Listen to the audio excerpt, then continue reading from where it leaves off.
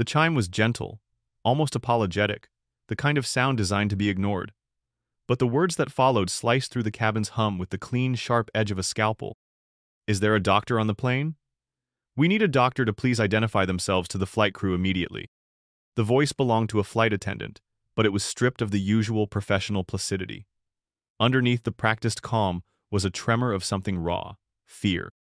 Dr. Eris Thorne's eyes snapped open. One moment, she was blessedly adrift in the gray, dreamless space between exhaustion and sleep, the dull roar of the engines of Transcontinental Flight 815, a welcome blanket of white noise. The next, she was wide awake, her heart hammering against her ribs with a familiar, unwelcome rhythm. Code Blue, ER. Now. For a full 3 seconds, she did nothing. She remained perfectly still in her window seat, 22A, a medical journal lying unread on her lap. This was her escape. A mandatory medical conference in Seattle she had no desire to attend, but it was, at the very least, 3 days away from the relentless, soul-grinding chaos of the emergency room. 3 days away from the smells of blood and antiseptic, the cacophony of beeping monitors, and the crushing weight of life and death decisions made in the blink of an eye. She had promised herself 48 hours of anonymity, no dying, no drama, just overpriced hotel room service and blessed silence. Someone else will go, she thought, a selfish, desperate prayer. A dermatologist, a psychiatrist, anyone. The plea came again, more insistent this time, the tremor in the voice more pronounced. "If there is a medical doctor on this flight, please make yourself known to the crew. It is an emergency." The word hung in the air, charged and heavy. Emergency. It was a key turning in a lock deep inside her. The part of her that was burned out and cynical receded, and the part that had spent 12 years stitching, shocking, and saving lives took over. It was a reflex, as involuntary as breathing. With a sigh that was part exhaustion and part resignation, Eris unbuckled her seatbelt. The satisfying click echoed the finality of her decision. Her vacation was over. She moved into the aisle, her motions fluid and efficient. "I'm a doctor," she said, her voice clear and steady as she approached the nearest flight attendant, a young woman with wide, terrified eyes. The relief that washed over the attendant's face was immediate and absolute. "Oh, thank God, this way. It's the captain." The captain. The word sent a fresh jolt of adrenaline through her. This wasn't a passenger fainting from dehydration. This was the nerve center of the entire aircraft. The flight attendant, whose name tag read Chloe, led her briskly toward the front of the plane, through the curtain into the galley. The atmosphere here was thick with attention, so palpable it was almost a physical force. Another crew member stood by the cockpit door, wringing her hands. Chloe pushed the door open, and the scene that greeted Eris made the chaos of her ER look like a quiet waiting room. The cockpit was impossibly small, a cramped space of glowing dials, switches, and screens. In the right-hand seat, a young man who could only be the co-pilot was gripping the yoke, his knuckles white. His face, slick with a sheen of sweat, was starkly illuminated by the instrument panel. He was flying the plane. But it was the left-hand seat that commanded Eris's full attention. Slumped forward against the controls was a man in his late 50s, his captain's uniform jacket askew. His face was a ghastly shade of bluish-gray, his lips cyanotic, his chest was still. He just gasped and passed out, the co-pilot said, his voice a strained whisper, his eyes never leaving the windscreen. "I'm Ben Carter, first officer. He's Frank Miller." Eris didn't need a medical chart. She saw it in the slackness of his jaw, the terrifying stillness of his chest, the unnatural color of his skin. Full cardiac arrest. He was, for all intents and purposes, dead. "We need to get him on the floor," she commanded, her voice cutting through the panic. The ER doctor was fully in charge now. "Right now, clear a space." The controlled chaos of her life's work erupted in that tiny, claustrophobic box, 0 feet above the unfeeling checkerboard of the American Midwest. This was her world, just transplanted to the worst possible location. And as she knelt beside the dying pilot, her mind flashed back, just for a second, to the reason she was on this plane in the first place. 24 hours earlier, the world had been a different kind of chaos. The ER at Chicago Metropolitan was a symphony of suffering, and Eris was its unwilling conductor. A multi-car pileup on the interstate had flooded the bays with victims. She moved through the trauma rooms like a phantom, a whirlwind of blue scrubs and decisive action. Patient in Bay 3 is going into VFib. Get me the paddles. I need 2 units of O-neg stat. Page ortho, we've got a compound fracture, unstable pelvis. She was brilliant at it. She could diagnose a dissecting aorta from across the room, could thread a central line in a moving ambulance. But the brilliance was a shell protecting a core that was being steadily hollowed out. Each life she saved seemed to take a small piece of her own. Each one she lost took a bigger one. Later, on her break, she'd found a quiet corner in the break room, the smell of burnt coffee thick in the air. She stared at the email on her phone again. Seattle Medical Leadership Innovation Conference. A bitter laugh escaped her lips. Leadership? Innovation? What a joke. The real innovation in her hospital was finding new ways to cut nursing staff while piling more administrative paperwork onto doctors. The leadership was a board of MBAs who wouldn't know a laceration from a balance sheet, led by her department head, Dr. Wallace, a man whose spine was made of gelatin. You live for this stuff, don't you, Eris? A young resident, still bright-eyed and full of ambition, said as he passed by. Eris had managed a smile, a brittle thing that didn't reach her eyes. It keeps me busy, she'd said. The truth was, it was grinding her into dust. The conference was just another obligation, a box to tick. She'd booked the flight with a sense of weary duty, picturing only the blissful anonymity of being a passenger, a body in a seat, responsible for nothing and no one, a fantasy that had lasted exactly 1 hour. The memory vanished as quickly as it came, vaporized by the urgent reality in the cockpit of Flight 815. I need the onboard medical kit, and the AED, Eris yelled over the roar of the engines. Chloe, her face pale but her hands steady, produced a red case from a nearby compartment. Eris ripped it open. It was basic, pathetically so. A few bandages, aspirin, an oxygen mask. But it had the automated external defibrillator. A chance. Help me get his jacket and shirt off, she instructed Chloe. Together, they tore at the fabric, exposing the captain's chest. Eris placed her hands, one over the other, in the center of his sternum and began to pump. 1 and 2 and 3 and 4. The rhythm was second nature to her. The force required, the depth, the speed. She was a machine, fueled by adrenaline and years of training. The small space made it awkward, her knees jammed against a console. Outside the cockpit door, the rest of the cabin was an oblivious world away, passengers watching movies and sipping sodas. In here, it was a fight for a man's life. The pads, she grunted, not missing a beat in her compressions. Chloe fumbled with the AED, peeling the backing off the sticky pads. Where do they go? Follow the diagram. 1 on the upper right chest, 1 on the lower left side. Chloe complied, her hands shaking but doing the job. The machine began to analyze. Analyzing heart rhythm. Do not touch the patient. Eris pulled her hands back, her body screaming from the exertion. The silence in those few seconds was deafening, broken only by the electronic whine and the steady hum of the aircraft.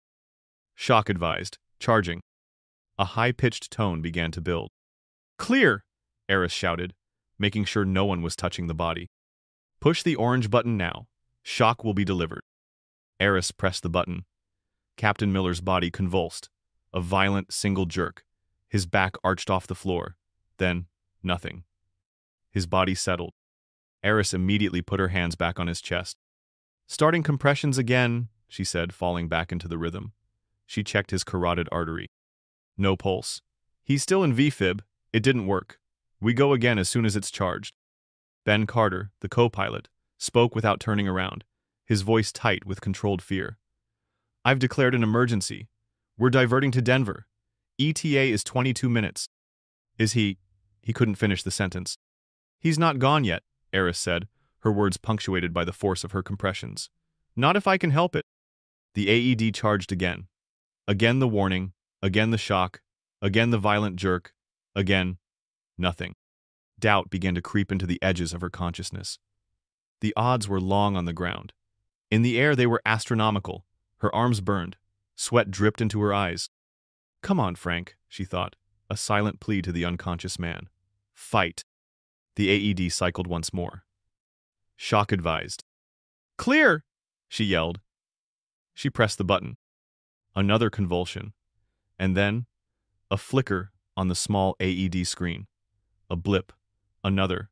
A ragged, chaotic rhythm, but it was a rhythm. Eris put 2 fingers to the captain's neck. A pulse. Weak, thready, but it was there. A collective gasp went through the cockpit. Eris grabbed the oxygen mask, fitted it over the captain's face, and cranked the valve. His chest began to rise and fall in shallow, independent breaths. He was breathing. He was alive. She had done it. She had pulled a man back from the brink of death in a metal tube hurtling through the sky. The next 20 minutes were a blur of managed crisis.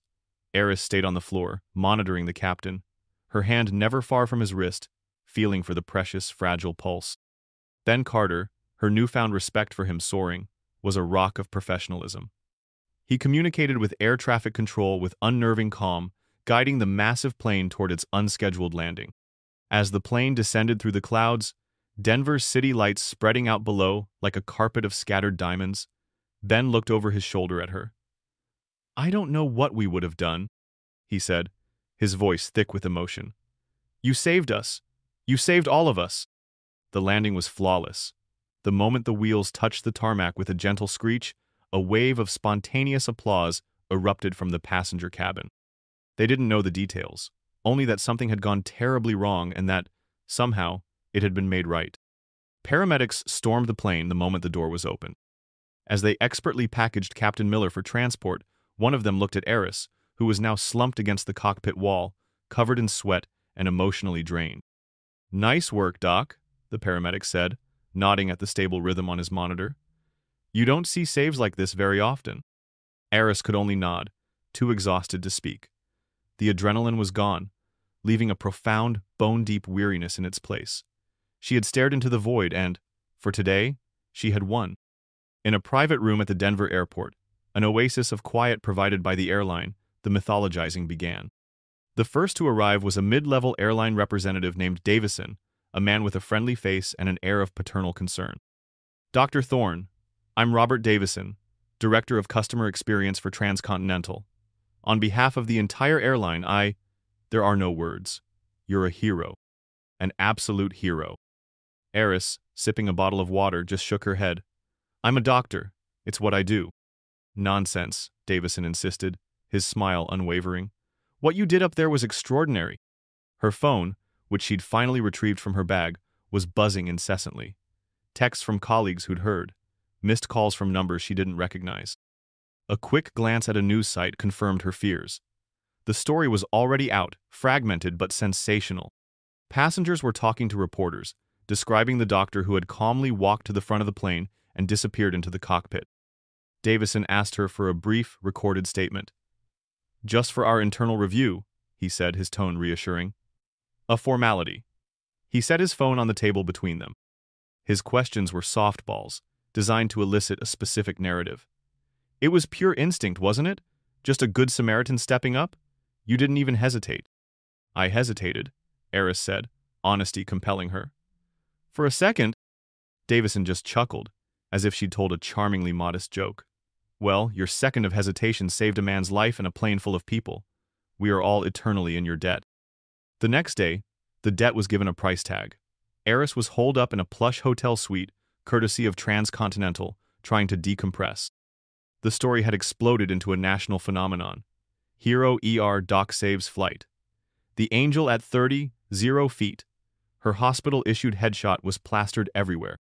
It was surreal, overwhelming, but she couldn't deny the small, warm flicker of pride in her chest. For the first time in years, she felt like her work had been truly seen. Around noon, there was a knock on her door. It was Davison again, but this time he wasn't alone. He was flanked by a 2-person PR team and a swarm of local news cameras that flooded the hallway with light. "Dr. Thorne," Davison announced, his voice booming for the cameras. "Your incredible bravery has touched everyone at Transcontinental Airways, from our baggage handlers to our CEO. We believe that heroes should be rewarded." He stepped aside, and one of the PR people presented a large, leather-bound portfolio. Davison opened it to reveal a beautifully printed, oversized ceremonial ticket. "On behalf of the entire Transcontinental family," he proclaimed, "we would like to present you with free lifetime travel on our airline to any destination we fly, for you and a companion. It is the very least we can do for the hero who saved Flight 815. The cameras flashed, capturing her stunned expression. It was an absurdly grand gesture. Lifetime tickets. It was the stuff of urban legends. Genuinely touched and exhausted to her core, Eris accepted the portfolio with a tired but sincere smile. It was the perfect, heartwarming ending to a terrifying story. Later that evening, long after the cameras and the PR team had departed, Eris finally sat down to examine her prize. The ceremonial ticket was pure theater.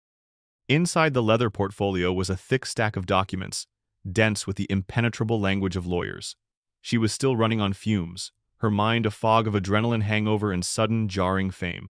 She skimmed the pages.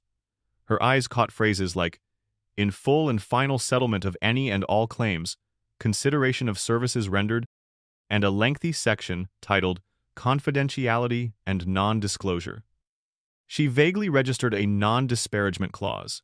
It all seemed like standard corporate ass covering. They were giving her an incredibly valuable gift. It made sense they wouldn't want her to turn around and sue them for post-traumatic stress. It was a settlement, a trade. Her silence and signature for a lifetime of free flights. Fair enough. In the quiet of her hotel room, feeling a sense of closure, Eris picked up the pen provided in the portfolio and signed her name on the final page. It felt like the last formal step in closing a surreal chapter of her life. She had no idea she had just signed her own death warrant. The first hint that the storybook ending was a sham came 3 days later, in a sterile, windowless conference room at a Denver Airport Administration building. She had been summoned for a formal interview with the National Transportation Safety Board. She expected a simple fact-finding mission, a chance to give her official account. The woman across the table was not Robert Davison. Her name was Investigator Sterling, and she had a face that looked like it had been carved from granite. There was no warmth in her eyes, only a clinical, dissecting curiosity. "Dr. Thorne," Sterling began, her voice flat and devoid of emotion, "let's be clear about the scope of this interview. My job is not to celebrate heroism. My job is to analyze protocol deviations that may have contributed to or exacerbated an incident." Eris felt a prickle of unease. "I understand." "Do you? Let's see." Sterling consulted her notes. "Dr. Thorne, you are an emergency medicine physician, correct? Certified by the American Board of Emergency Medicine?" "Yes, for 12 years. Are you, however, certified in aviation medicine?" The question caught Eris off guard. "No, that's a highly specialized field." "Indeed. Were you aware of FAA Federal Aviation Regulation 121.547, which strictly governs admission to the flight deck, commonly known as the sterile cockpit rule?" "In principle, yes. But it was a medical emergency. A medical emergency during which you, a non-crew member with no specific aviation medical training, entered the cockpit and took charge of the situation. Is that accurate?" Sterling's phrasing turned Eris's actions into a transgression. "The captain was incapacitated. The co-pilot let me in. He needed help. The co-pilot was under extreme duress. You performed cardiopulmonary resuscitation, which, according to your own preliminary statement, resulted in fractured ribs for Captain Miller. While a known risk, is it not possible that this intervention, performed in a cramped, unsterile environment, could have caused further complications?" Eris stared at her, dumbfounded. The alternative was certain death. He had no pulse. He wasn't breathing. "So your assessment is that a civilian, acting on her own authority, should be permitted to supersede FAA regulations and perform invasive medical procedures on a pilot during active flight?" The room felt suddenly cold. Every question was a trap, every statement a veiled accusation. She wasn't a hero in this room. She was a liability. A rogue variable in a carefully calibrated system. She left the interview an hour later feeling shaken, the celebratory champagne of the last few days having turned to acid in her stomach. A cold dread began to pool in its place. The narrative she thought she was a part of was already being rewritten without her consent. Deep within the steel and glass monolith of Transcontinental Airways corporate headquarters in Dallas, the man doing the rewriting was holding court. Mark Renshaw, Senior Vice President of Legal Affairs and Public Relations, was a man who looked like he had been born in a tailored suit. He exuded an aura of expensive, predatory calm. He paced before his legal team, a confidential report glowing on the large screen behind him. It was Captain Frank Miller's medical file. "So, to summarize," Renshaw said, his voice a low, smooth purr, Captain Miller had a documented history of atrial fibrillation, which he conveniently forgot to disclose on his last two FAA medical certificate applications. Furthermore, he tapped a key, and a new document appeared in internal memo. A cost-saving efficiency initiative championed by this board last year resulted in the streamlining of our pilot wellness screenings, making them substantially less rigorous. If this gets out, we are not looking at a lawsuit. We are looking at a corporate extinction event. A junior lawyer, looking pale, spoke up. But Dr. Thorne, she saved the plane. The press loves her. She's our shield. Renshaw smiled, a thin, bloodless expression. Exactly. She is our shield. And a shield can be held up to defend you, or it can be discarded when it becomes too heavy. We have already executed Phase 1. Celebrate the hero. We showered her with praise and a gift so extravagant it looks like pure gratitude. A gift that came with a beautifully ironclad, multi-point non-disclosure and non-disparagement agreement, which she gratefully signed. He paused, letting the silence hang in the air. Now, we begin Phase 2, introduce doubt. We let the NTSB, with their obsession with protocol, do the heavy lifting. We leak to our friends in the press, anonymously of course. Questions will be raised. Did she follow procedure? Did her intervention cause harm? We turn our heroic savior into a reckless, uncertified amateur who got lucky.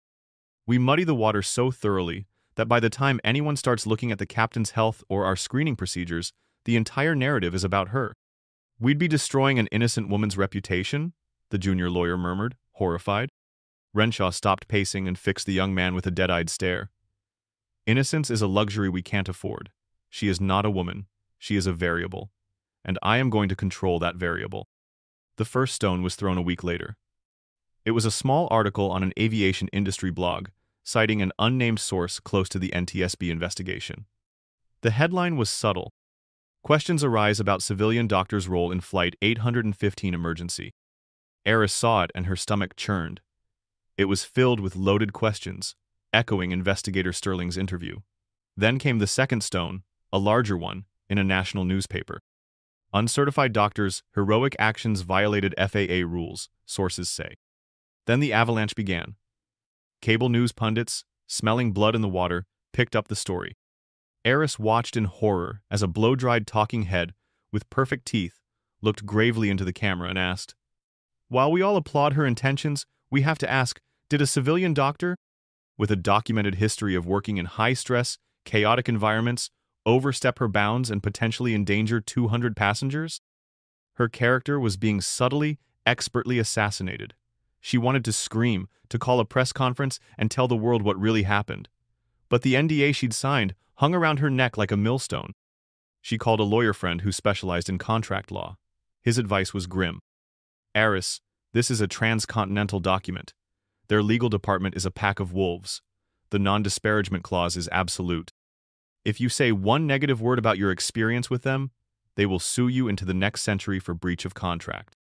They'll claim the lifetime tickets were a settlement with a value in the millions, and you'll be on the hook for it. They have you, and they know it." She was trapped, a prisoner of her own heroism, silenced by the very reward meant to celebrate it. The public that had lionized her was now being taught to doubt her. The rage began to build inside her, a hot, helpless fury. The intimidation escalated. One evening, there was a firm, official knock on her apartment door. She opened it to find two uniformed police officers. "Dr. Eris Thorne?" the taller officer asked, his expression unreadable. "Yes?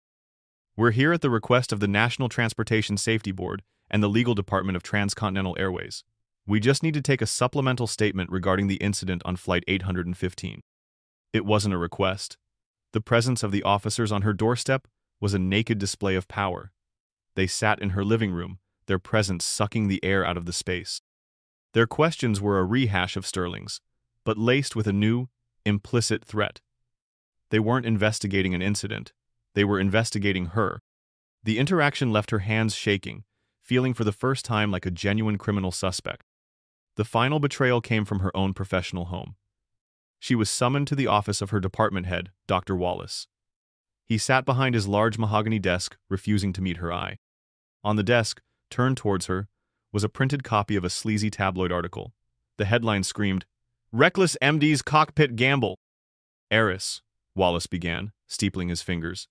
This is a problem. The hospital's board is concerned. Our malpractice insurance provider has called. It's the perception of liability, you understand. It's a lie, Richard, Eris said, her voice tight. You know me. You know my work. I know that right now you're a public relations disaster, he said, his voice smooth and detached, the voice of a man whose primary concern was institutional risk management. The board has made a decision. We're placing you on paid administrative leave, effective immediately, pending the outcome of the NTSB's final report. You're suspending me? She asked, incredulous. It's for your own good, Eris, and for the good of the hospital. It allows you to focus on clearing your name and keeps us out of the line of fire. She stared at him, at the man she had worked under for 8 years, the man who had seen her save dozens, if not hundreds, of lives. He wasn't her colleague. He was an administrator. And she was a problem on his desk. She walked out of his office in a daze.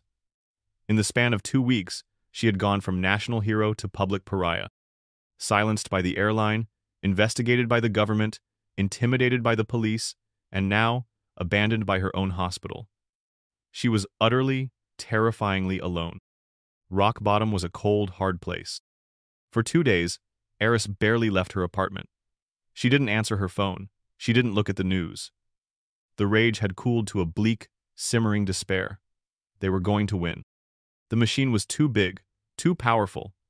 They were going to crush her, and there was nothing she could do. Then, a thought broke through the fog. You are not a victim.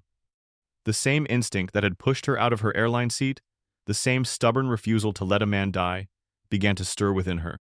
She wasn't going to let her career, her reputation, die on the floor of a corporate boardroom. She thought of the flight, of the fear in Chloe's eyes, replaced by resolve, of Ben Carter's steady voice on the radio. They knew the truth. With a surge of newfound purpose, Eris opened her laptop. She found the flight manifest online and got a full name, Chloe Jenkins. A few minutes of searching on social media, and she found a profile.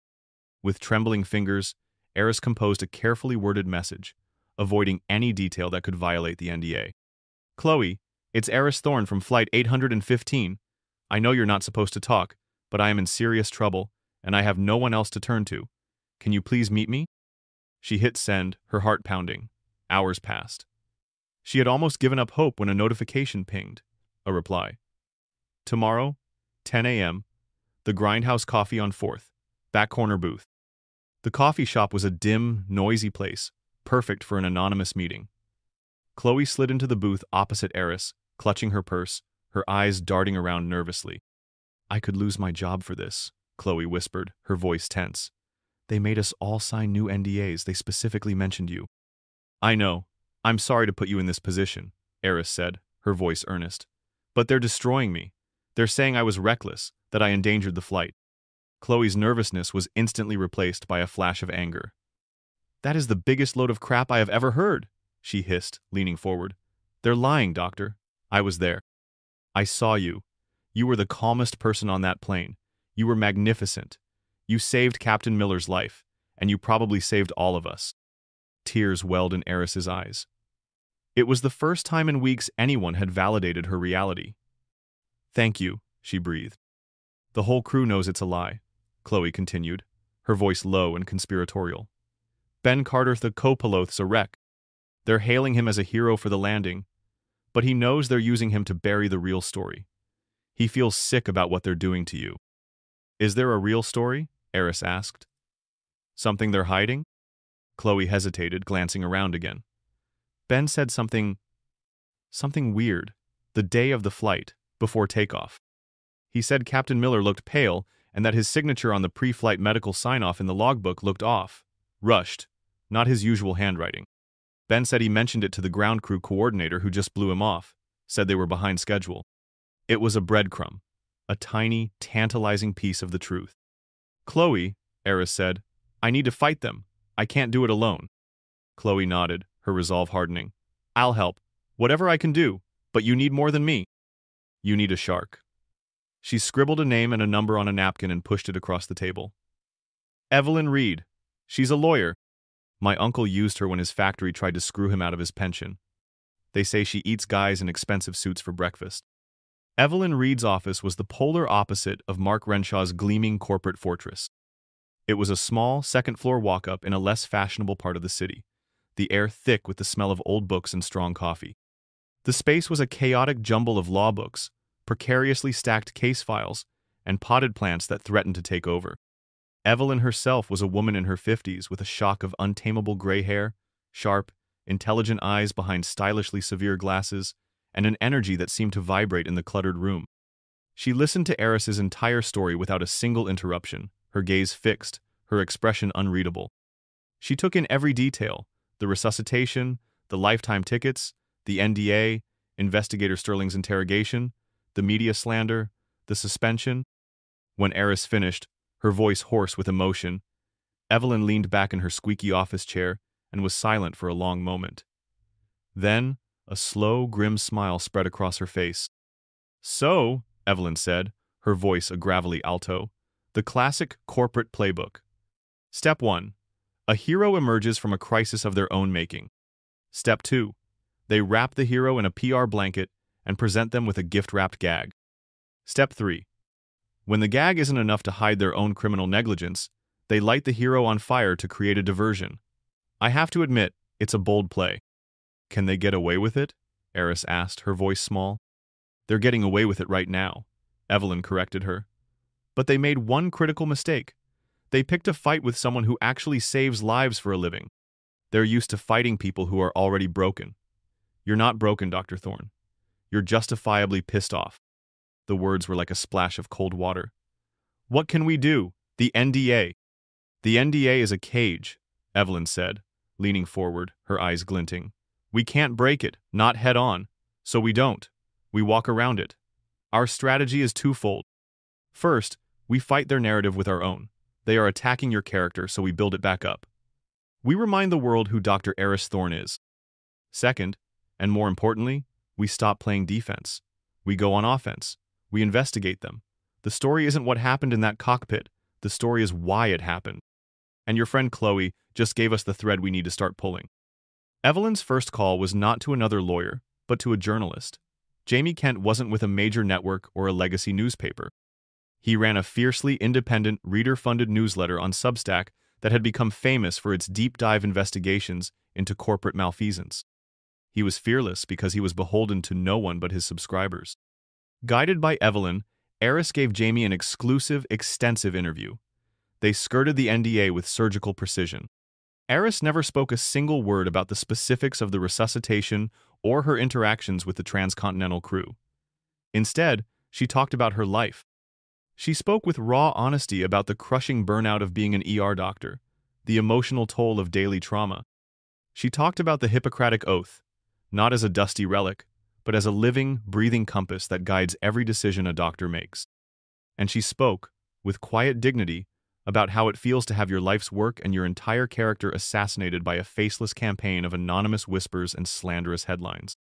Jamie's article, published 2 days later, was a masterpiece of narrative journalism. He titled it, simply, "The Silencing of a Hero." It didn't just tell Eris's side of the story. It contextualized it within a broader pattern of corporations, using PR and legal intimidation to crush inconvenient individuals. The article went viral, spreading through social media like wildfire. The comment sections were a torrent of fury, but this time, the rage was directed squarely at Transcontinental Airways. "I Stand with Dr. Thorne" started trending. For the first time in a month, the public narrative began to shift. It was a small crack in the dam, but it was a crack nonetheless. The article found its way to Ben Carter. He had been living in a private hell. Publicly, he was the stoic hero who landed the plane. Privately, he was tormented by his silence, forced to watch the woman who saved his life be crucified in the press. He'd read Jamie Kent's article, and every word felt like a judgment on his own cowardice. The final straw was an anonymous email from Jamie himself, a simple, devastating question. "The public thinks you're a hero. What's the real story of Flight 815? That night, Ben Carter made a call. They met in Evelyn's car, parked on a dark, rain-slicked street. Ben slid into the back seat, his face haggard. "They'll fire me. They'll ruin my career," he stammered. "They are already ruining an innocent person's career," Evelyn said gently from the driver's seat. "The truth has a way of protecting people, Ben. It was all he needed. The dam of his guilt broke. He told them everything, about Captain Miller looking unwell for weeks, about the pressure from schedulers to keep flights on time, no matter what, and about the logbook. I knew something was wrong with the signature, he said, pulling out his phone. It felt wrong, so I took a picture. He showed them the photo on his screen. It was a close-up of the pre-flight sign-off page. Captain Miller's signature was a hasty, jagged scrawl, nothing like his usually neat cursive. But the truly damning part was the line below it. The space for the ground medic co-signatory was completely blank. Protocol dictated that for a pilot of Miller's age with any recent health complaints, a ground medic had to physically see him and co-sign the clearance. It hadn't been done. Transcontinental hadn't just been negligent. They had actively, knowingly bypassed their own safety protocols. Evelyn Reed looked at the photo on the phone, then at Eris. Her grim smile returned, wider and sharper than ever. Mr. Renshaw thought he was holding a shield, she said. He's about to find out it was a bomb. Armed with Ben's testimony and the photographic evidence, Evelyn filed a lawsuit against Transcontinental Airways for defamation, conspiracy, and intentional infliction of emotional distress. It was a declaration of war. Transcontinental's lawyers, confident in their position, agreed to a deposition. It was a fatal mistake. The deposition took place in a vast, soulless boardroom, the air humming with expensive, silent tension. Mark Renshaw sat at the head of a long, polished mahogany table, flanked by 3 stone-faced lawyers. He radiated an unshakable arrogance. He began by trying to patronize Eris, his voice dripping with condescension. Dr. Thorne, we're all here because of a simple misunderstanding. No one doubts your good intentions. Evelyn cut him off, her voice like ice. Save the platitudes, Mr. Renshaw.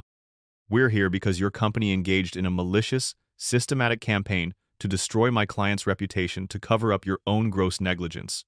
Let's start there. For the next hour, Renshaw and his team tried to paint Eris as an unstable, glory-seeking adrenaline junkie. Isn't it true, Dr. Thorne, that you thrive on chaos? That your career in the ER has perhaps blurred the lines between decisive action and reckless intervention? Eris, coached by Evelyn, remained calm, answering every question with quiet, factual dignity. Evelyn let Renshaw build his own pyre, feeding him rope, letting his arrogance blind him. Then, Evelyn went on the attack. Mr. Renshaw, she began, her tone shifting.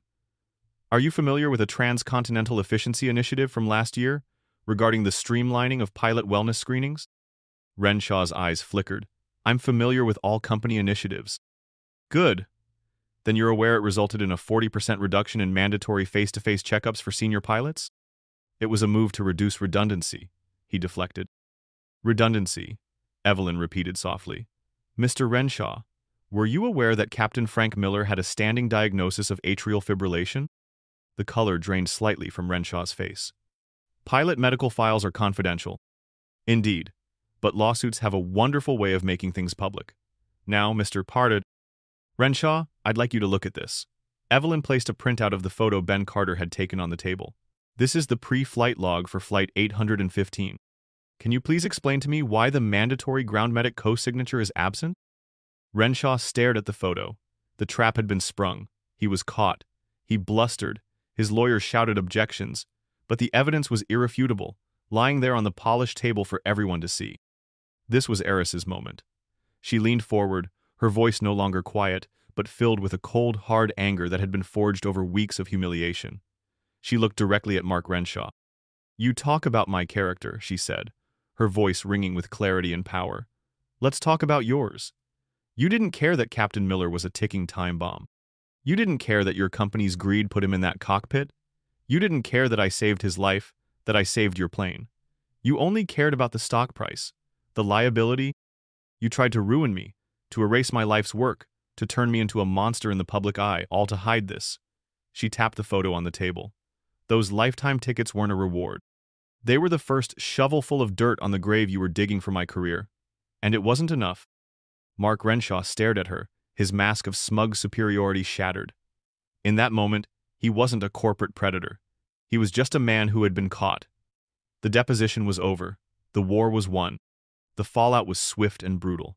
Within 48 hours, facing a PR cataclysm and an unwinnable lawsuit that would expose everything, the board of Transcontinental Airways surrendered. Mark Renshaw was fired. The company's stock plummeted. They offered Eris a massive 8-figure settlement, delivered to Evelyn's office by a new, humbled team of lawyers. It was enough money to never have to work again.